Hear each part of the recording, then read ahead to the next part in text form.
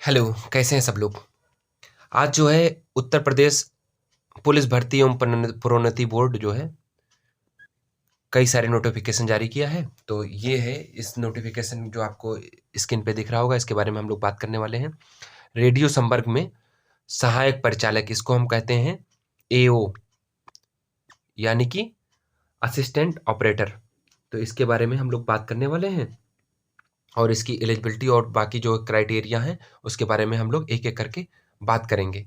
तो जो इसके लिए एलिजिबल हैं कैंडिडेट वो अप्लाई कर सकते हैं। ये जो नंबर ऑफ पोस्ट इसकी हैं एओ की 1374 पोस्ट है टोटल। कैटेगरी वाइज ये हो गई, सामान्य वर्ग के लिए जो अनारक्षित लोग वर्ग है उसके लिए 552 पोस्ट हैं। ईडब्ल्यूएस के लिए जो है 137 पद हैं और अन्य पिछड़ा वर्ग जो है ओबीसी के लिए 370 पोस्ट हैं। अनुसूचित जाति के लिए जो है 288 पोस्ट हैं। अनुसूचित जनजाति के लिए 27 पोस्ट हैं। तो ये सारे जो है पोस्ट हो गई। और जो है हॉरिजेंटल आरक्षण जो दिया जाएगा ये इस प्रकार दिया जाएगा। स्वतंत्रता संग्राम सेनानी के आश्रित को 27 पदों की संख्या आरक्षित है। भूतपूर्व सैनिक जो हैं उनके लिए 68 पोस्ट आरक्षित हैं और महिला अभ्यर्थी जो हैं उनके लिए 274 पद जो है आरक्षित है। ठीक है, तो ये सारे जो है डिटेल हो गई। और हम बात कर लेते हैं। यह परीक्षा किसी भी समय घट और बढ़ सकती है या फिर रद्द की जा सकती है बिना कोई कारण बताए। तो आप ये जो है बोर्ड जो है इसके लिए अंतिम निर्णय करता होगा। ये जो इसके लिए कुछ महत्वपूर्ण तिथियां हैं उसके बारे में हम लोग बात करेंगे। पंजीकरण की तिथि जो है, रजिस्ट्रेशन की जो तिथि है 20 तारीख 20 जनवरी से रजिस्ट्रेशन शुरू हो जाएगा। रजिस्ट्रेशन की जो अंतिम तिथि है 28 फरवरी है फॉर्म जमा करने की और रजिस्ट्रेशन की। और आवेदन शुल्क जो है फी पेमेंट की जो है 28 फरवरी इसकी भी अंतिम तिथि है। आवेदन सबमिट करने की अंतिम तिथि जो है 28 फरवरी, यानी कि ये तीन जो है 28 फरवरी ही है। इसका जो शुल्क है 400 है, 400 रुपये जो है इस फॉर्म का शुल्क है। तो और इसके बारे में हम लोग बात कर लेते हैं। भारत का नागरिक होना चाहिए या फिर जो है और जो तिब्बत शरणार्थी ये सारे लोग जो हैं वो लोग भी अप्लाई कर सकते हैं। तो इसके बारे में पढ़ लीजिएगा आप। इसकी जो शैक्षिक योग्यता है भौतिकी एवं गणित विषयों के भौतिकी एवं गणित विषयों सहित इंटरमीडिएट परीक्षा उत्तीर्ण होना चाहिए या फिर भारत सरकार द्वारा उसके समकक्ष मान्यता प्राप्त कोई भी परीक्षा उत्तीर्ण होना चाहिए। तो ये जो है भौतिकी और गणित परीक्षा जो है उसके साथ 12th इंटरमीडिएट आपको जो है पास होना कंपलसरी है। अंतिम तिथि से पूर्व आपके पास जो डिग्री है वो होनी चाहिए, मतलब जो शैक्षिक योग्यता है आपके पास होनी चाहिए। अपियरिंग कैंडिडेट जो है जो इस साल जो है 12th में अपियर हुए हैं वो इसके जो है फॉर्म भरने के पात्र नहीं हैं। तो आप इस बात का ध्यान रखें। अधिमानी अहर्ताओं का मतलब होता है कि जो आपके पास कोई और अदर जो है सर्टिफिकेट हो उसमें जो वरीयता आपको दी जाएगी। जैसे कुछ बात कर लेते हैं, नाइलेट या फिर डोएक से जो है जिसके पास ओ लेवल का जो है सर्टिफिकेट हो उसको वरीयता दी जाएगी। प्रादेशिक सेना में 2 साल की जिसने सेवा की हो उसको भी वरीयता दी जाएगी। एनसीसी का जो है जिसके पास बी सर्टिफिकेट है उसको भी वरीयता दी जाएगी। तो ये सारे जो है वरीयता क्रम हो गए। आयु की गणना जो है 1/7/2022 यानी 1 जुलाई 2022 से जो है आयु की गणना की जाएगी। 18 वर्ष से लेकर के 22 साल के बीच में जो है अभ्यर्थियों का होना मस्ट है, कंपलसरी है।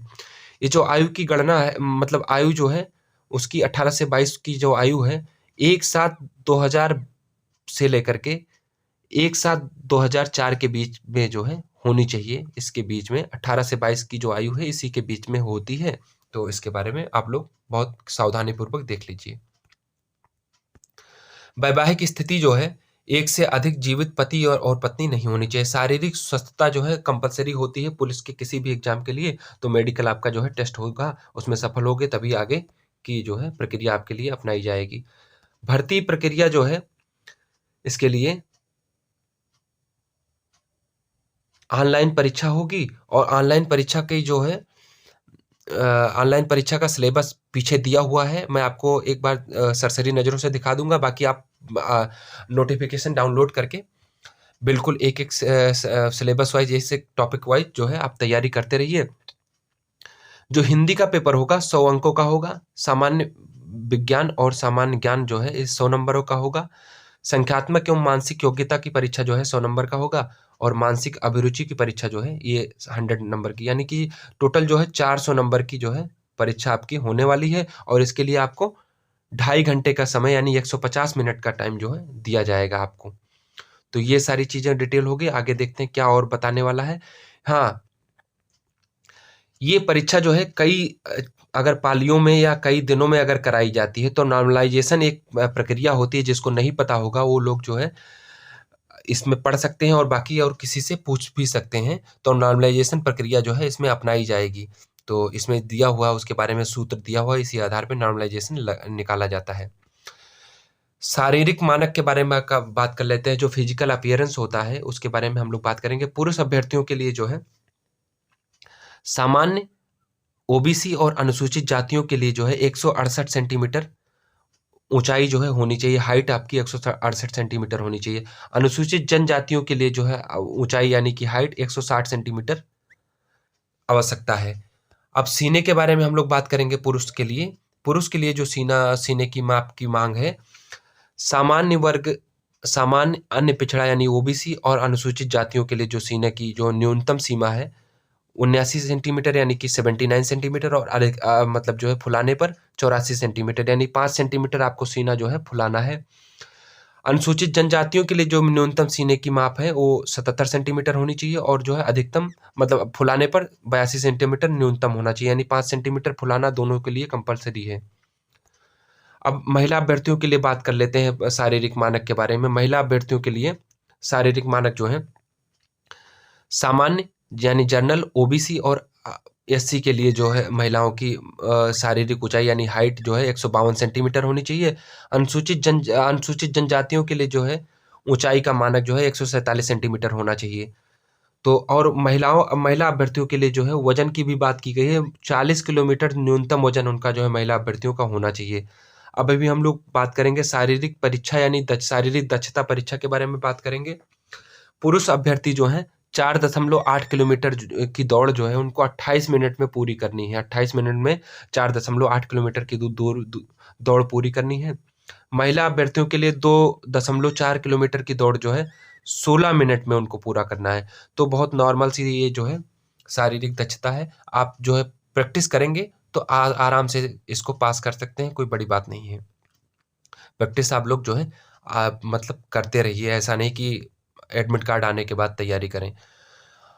2 या 2 से अधिक जो है परीक्षार्थी अगर समान अंक पाते हैं तो उसमें जो अधिमानी अहर्ता जो है उसको वरीयता दी जाएगी। पहले जो है अगर किसी के पास अधिमानी अहर्ता है तो उसको वरीयता दी जाएगी। अगर कई अभ्यर्थियों के पास अधिमानी अहर्ता भी समान होती है तो ऐसे में जो अधिक आयु वाले हैं उनको वरीयता दी जाएगी। अगर कई लोगों के पास आयु भी समान होती है तब फिर उनको जो है हाई स्कूल प्रमाण पत्र के हिसाब से जो उनका नाम उल्लिखित होगा तो उसके अनुसार से अल्फ़ाबेट यानी जो अंग्रेजी वर्णमाला जो है उसके अल्फ़ाबेट के अनुसार जैसे ए, बी, सी, डी इस हिसाब से जो है वर्णमाला के हिसाब से उनको मतलब जो है ज्वाइनिंग कराई जाएगी। तो ये ऐसे से चिकित्सा परीक्षा जो है आपकी होगी, उसके हिसाब से जो है अगले चरण के लिए आप जो है योग्य घोषित किए जाएंगे और फिर आपका चरित्र प्रमाण पत्र का जो है सत्यापन किया जाएगा।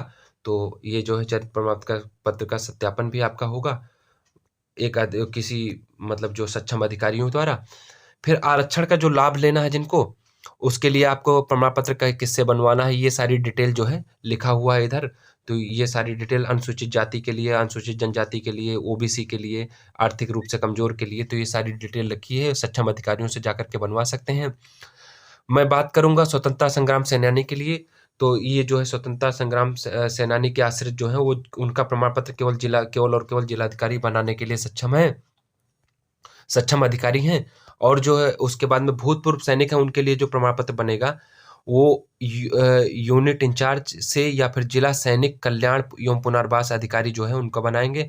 महिला अभ्यर्थियों का जो है यूपी में मूल निवास यानी डोमिसाइल जो है अनिवार्य है, तभी उनको जो है आरक्षण का लाभ मिलेगा। यानी कि आरक्षण का लाभ महिला अभ्यर्थियों को डोमिसाइल जो है होना चाहिए। और दूसरी चीज जो है आरक्षित कैटेगरी के लोग भी जो है उनका डोमिसाइल यूपी होना कंपलसरी है।